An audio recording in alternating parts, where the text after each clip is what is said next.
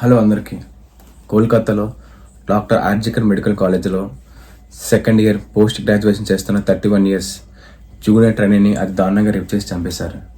అది ఆగస్టు 9 ఉదయం 2 గంటలకి ఆమె సెమినార్కి వెళ్ళి భోంచేద్దాం అనుకుంది. ఆమెతో పాటు తన కొలీగ్స్ కూడా భోంచేయడానికి వచ్చారు. అందరూ భోంచేసి తన కొలీగ్స్ మాత్రం డ్యూటీకని వెళ్ళిపోయారు. ఈ ఆమె మాత్రం చాలా కంటిన్యూస్గా వర్క్ చేయడంతో చాలా అలిసిపోయింది. అప్పటికే చాలా అలిసిపోయింది. కొంచెంసేపు విశ్రాంతి తీసుకుందామని ఆ సెమినార్ హాల్లో కొంచెంసేపు పడుకుంది. ఆ పడుకున్న ఆమె పొద్దున్న 7:30కి ఎవరో చూస్తే సెమీ న్యూడ్గా మల్టిపుల్ ఇంజరీస్తో చచ్చిపడింది. వెంటనే కాలేజ్ యాజమాన్యం పోలీసు వాళ్ళకి ఇన్ఫార్మ్ చేశారు. పోలీసు వాళ్ళు అక్కడికి వచ్చి ఏమన్నారంటే ఈ అమ్మాయి సూసైడ్ చేసుకుని చచ్చిపోయిందని చెప్పారు. పోలీసు వాళ్ళు ఎన్నో కేసులు చూసుంటారు. ఏది సూసైడ్ ఏది మర్డర్ వాళ్ళకి ఇంత మాత్రం తెలియదా? అమ్మాయి అంత దారుణంగా ఆ సిచ్యువేషన్లో పడుంది. మొహం అంతా చిట్లిపోయి ఉంది. ఒళ్ళంతా దెబ్బలతో ఉంది. 2 కాళ్ళు 90 యాంగిల్లో విడిచి కనబడుతున్నాయి. అంత దారుణ స్థితిలో ఉన్న అమ్మాయిని చూసి పోలీసు వాళ్ళు ఎలా చెప్పగలిగారు ఈ అమ్మాయి సూసైడ్ చేసుకుని చచ్చిపోయిందని? తర్వాత 11 గంటలకు విక్టిమ్ వాళ్ళ పేరెంట్స్కి ఫోన్ చేశారు. విక్టిమ్ వాళ్ళ ఫాదర్ వాళ్ళ మమ్మీ హాస్పిటల్కి వచ్చి తన కూతురుని చూపించమని డాక్టర్ని ఆ పోలీసు వాళ్ళని వేడుకున్నారు. కరెక్ట్గా వాళ్ళు వచ్చిన 3 గంటల తర్వాత అంటే 1:30కి లోపలికి అలౌ చేశారు విక్టిమ్ వాళ్ళ ఫాదర్ని. అతని లోపలికి వెళ్ళి తన కూతురు ఆ సిచ్యువేషన్ చూసేసరికి ఏ తండ్రికైనా తన కూతురు ఆ సిచ్యువేషన్ చూస్తే ఎంత బాధ అనిపిస్తుంది. ఎంతో కష్టపడి చదివి మెరిట్ లిస్ట్లో ఫ్రీ సీట్ సంపాదించుకున్న అమ్మాయి ఈ సిచ్యువేషన్లో ఇలా చచ్చిపడున్నా చూసి ఏ తండ్రి ఓడ్చుకోగలరు? తను ఎంతో బాధపడ్డాడు వాళ్ళ తండ్రి. ఫోటో తీసుకొని బయటకు వెళ్ళిపోమని విక్టిమ్ వాళ్ళ ఫాదర్కి చెప్పారు. అతను బయటకు వచ్చిన తర్వాత ఆ ఫోటోని తన చుట్టాలందరికీ షేర్ చేశారు. తన రిలేటివ్ ఒక అమ్మాయి ఈ ఫోటో చూసిన వెంటనే ఏమడిందంటే కళ్ళల్లో గాజు పెంకులు కూర్చున్నాయి. కాళ్ళు 90 యాంగిల్లో విడిచేశారంట ఎవరో. ఒళ్ళంతా స్క్రాచ్ మార్క్స్ ఉన్నాయంట. బాడీ అంతా దెబ్బలు ఉన్నాయంట. ఈ అమ్మాయిని ఎవరో మర్డర్ చేశారని చెప్పింది.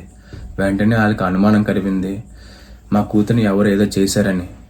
వెంటనే పోస్ట్ మార్టం రిపోర్ట్ కోసం వెళ్ళారు. పోస్ట్ మార్టం రిపోర్ట్లో ఏం తెలియదంటే ఆ అమ్మాయిని ఎవరు ఊపిరి ఆడకుండా చంపేశారంట. గొంతు నోరు గట్టిగా అదవడంతో థైరాయిడ్ కార్ట్లేజ్ విరిగిపోయిందంట. కంట్లో నుంచి నోట్లో నుంచి ప్రైవేట్ పార్ట్ నుంచి బ్లీడింగ్ వస్తుందంట. Left hand ring finger and collar bone విరిగిపోయిందంట. Lips and right abnormal injury అయిందంట. ఇంత దారుణంగా అమ్మాయిని పోస్ట్ మార్టం రిపోర్ట్లో చెప్పారు. అమ్మాయిని ఎవరో పోస్ట్ మార్టం రిపోర్ట్ ఇంకేటి తెలియదంటే అమ్మాయిని ఎవరో రేప్ చేసి చంపేశారని. తన కూతుర్ని రేప్ చేసి చంపేశారని తెలియగానే అతను చాలా బాధపడ్డాడు. ఇంకోటి ఏం చెప్పారంటే ఆమె చివరి వరకు పోరాడిందంట. ఆమె ఫేస్ మీద ఫింగర్ నెయిల్ మార్క్స్ బట్టి ఆమె చివరి వరకు పోరాడిందని పోస్ట్ మార్టం రిపోర్ట్ బట్టి తెలియంది. పోలీసు వాళ్ళు దీనికోసం ఇన్వెస్టిగేషన్ చేశారు. ఇన్వెస్టిగేషన్ చేయకముందు ఇది తెలిసిన వెంటనే కాలేజ్ యాజమాన్యం అందరూ ప్రొటెస్ట్ చేశారు, ధర్నాలు చేశారు. ఇది చేసిన ఎంత పెద్ద ఒఫీషియల్స్ వాళ్ళకైనా సస్పెండ్ అవ్వాలని the federation of resident doctor association కోరింది.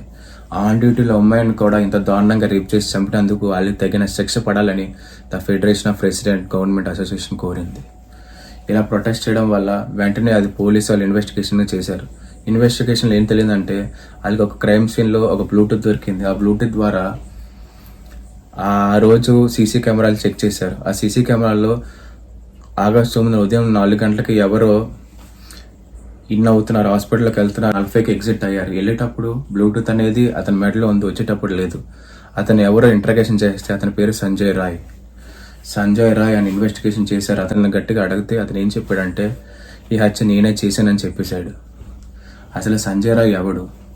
సంజయ్ రాయ్ ఒక సివిక్ సర్వీస్ వాలంటీర్, అంటే పోలీస్కి ఇన్ఫార్మర్ టైపు. రెండు పోలీసులు కొంట్లోగా పోకపోతే హాస్పిటల్లో జాయిన్ చేస్తాడు. అవుట్ పోస్ట్లో అక్కడ అపాయింట్ అయ్యాడు. సంజయ్కి బాక్సింగ్ కూడా వచ్చాడంట. దానివల్ల అమ్మాయిని చంపడానికి ఆ బాక్సింగ్ స్కిల్స్ కూడా యూజ్ చేశానని చెప్పారు. ఆ సంజయ్ రాయ్కి బ్యాక్గ్రౌండ్ చెక్ చేస్తే సంజయ్ రాయ్కి ఆల్రెడీ 4 పెళ్ళి అయ్యాయంట. 3 విడాకులు తీసుకున్నారు. ఎందుకంటే అతని వైలెంట్ బిహేవియర్ వల్ల 3 వదిలేశారు. ఒక అమ్మాయికి క్యాన్సర్తో చచ్చిపోయిందంట. అతని ఫ్యామిలీ బ్యాక్గ్రౌండ్ చూస్తే అతని మదర్, 2 సిస్టర్స్ పోలీసులు అలాగో చేస్తున్నారంట. చేస్తూ కేసు అలా సాగదీస్తున్నారు. అప్పుడు ఆగస్టు 15 సిబిఐ కేసు టేకప్ చేసుకున్న తర్వాత మమతా బెనర్జీ గారు కాలేజ్ స్టూడెంట్స్తో రోడ్డు మీద వచ్చి ప్రొటెస్ట్ చేయడం స్టార్ట్ చేశారు. అసలు మమతా బెనర్జీ గారు మర్చిపోతున్నారేమో, ఆవిడ సీఎం అని, వెస్ట్ బెంగాల్ గవర్నమెంట్కి హోమ్ మినిస్టర్ అని, హెల్త్ మినిస్టర్ కూడా. ఇన్ని పదవులు చేతిలో ఉంచి ఆమె ఎందుకు యాక్షన్ తీసుకోవట్లేదు? న్యాయం జరగాలని ప్రొటెస్ట్ చేస్తుంది ఎందుకు? అసలు వెస్ట్ బెంగాల్ గవర్నమెంట్ ఎంత దరిద్రం అంటే ఇంత దారుణంగా రేపు చేసి చంపబడిన ఆ అమ్మాయికి న్యాయం చేయాలని మమతా బెనర్జీకి ఇంత కూడా లేదా? ఆవిడెందుకు ధర్నాకు దిగడం? అసలు సీఎం ధర్నాకి ఎందుకు దిగుతుంది? ఆవిడకి రైట్ లేదా? అసలు సందీప్ ఘోష్ ఎవరు? డాక్టర్ ఆర్జికర్ కాలేజీలో 2020 నుంచి 2024 దాకా ప్రిన్సిపల్గా చేస్తున్నారు. అతను చాలాసార్లు ట్రాన్స్ఫర్ అయ్యారు, సస్పెండ్ అయ్యారు. అయినా తృణమూల్ కాంగ్రెస్ పార్టీ వాళ్ళ ఇన్ఫ్లుయెన్స్ వల్ల మళ్ళీ సేమ్ అదే కాలేజీకి వచ్చేసారు. అతను చేయలేని అరాచకాలే లేవు. ఇండీసెంట్ యాక్టివిటీస్ చేశాడు, అవయవాలు మార్పిడి చేస్తున్నాడు, సెక్స్ రాకెట్ చేస్తున్నాడు, మందులు కల్తీ మందులు అమ్ముతున్నాడు. ఇవన్నీ తెలిసేయనైనా అతను కావాలని ఈ అమ్మాయిని చంపాడు అని చాలా ఆరోపణలు వస్తున్నాయి. ఎందుకంటే ఈ అమ్మాయి చాలా తెలివైంది. ఇక్కడికి వచ్చిన తర్వాత ఇక్కడ యాక్టివిటీస్ అన్ని పసిగట్టి ఇక్కడ మెడిసిన్స్, కల్తీ medicines, illegal activities, sex racket జరగడం, డ్రగ్స్ రాకెట్ జరగడం, అవయవాల మార్పిడి, ఇవన్నీ అమ్మాయి తెలుసుకొని ఆ అమ్మాయి ఎక్కడ బయట పెట్టేస్తుందని చెప్పి ఆ అమ్మాయిని ఎలాగ హతమార్చడానికి ట్రై చేస్తారు. లేకపోతే సందీప్ ఘోష్కి తెలియదా ఈ అమ్మాయి సూసైడ్ అడ్డారు? అంత చదువుకున్న వ్యక్తి, అంత ప్రిన్సిపల్ అయిన వ్యక్తి, అమ్మాయికి ఒంటి మీద అన్ని దెబ్బలు అయ్యాయి. కంట్లో నుంచి, నోట్లో నుంచి, ఒంట్లో ప్రతి పార్ట్స్ నుంచి బ్లడ్ వస్తుంది. కాలు 90 యాంగిల్ ఇచ్చేసారు. ఎంత దారుణ స్థితిలో అమ్మాయిని చూసి అతను ఎలా ఊరుకున్నాడు? అతను ప్రొటెక్ట్ చేయలేక ఎందుకు రాజీనామా చేశాడు? రాజీనామా చేసినా కూడా అతను ఎందుకు రాజీనామాని వెస్ట్ బెంగాల్ యాక్సెప్ట్ చేయకుండా వేరే కాలేజీకి ట్రాన్స్ఫర్ చేశారు? ఇలా చాలా ఆరోపణలు ఉన్నాయి. డాక్టర్ గోస్వామి చెప్పింది ఏంటంటే ఈ అమ్మాయి వజిన్లో 151 grams థిక్ ఫ్లూయిడ్ దొరికిందంట. ఖచ్చితంగా సేమ్ అనే అంట.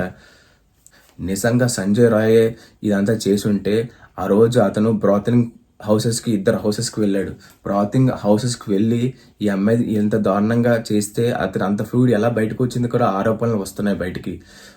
151 grams అంటే చాలా మంది ఇన్వాల్వ్ అయి ఉంటే అంత గ్రామ్స్ ఇది వస్తుంది. ఏ మనిషికి 10 to 15 grams వరకే వస్తుంది. ఇతను బ్రాతింగ్ ప్లేస్లో ఇద్దరిని కలిసి ఈ అమ్మాయిని ఎలా చేస్తే అంత ఎలాగ వచ్చింది అని ఆరోపణలు కూడా చాలా వరకు వచ్చాయి. దీనికి న్యాయం జరగాలని, ఖచ్చితంగా ఈ అమ్మాయికి న్యాయం జరగకపోతే ఇంకా ఆ అమ్మాయికి న్యాయం జరగదు. మనం ప్రొటెస్ట్ చేయాలి. అమ్మాయి న్యాయం జరిగే వరకు మనం గట్టిగా ఎదుర్కోవాలి. నేను ఫైట్ చేస్తున్నాను డాక్టర్ మమిత కోసం, మీరు కూడా ఫైట్ చేస్తారని ఖచ్చితంగా ప్రొటెస్ట్ చేసి అమ్మాయికి న్యాయం వచ్చే వరకు అమ్మాయితో ఉంటారని, అమ్మాయికి ఆత్మ శాంతి ఇచ్చేలాగా చేస్తారని కోరుకుంటున్నాను. జై హింద్.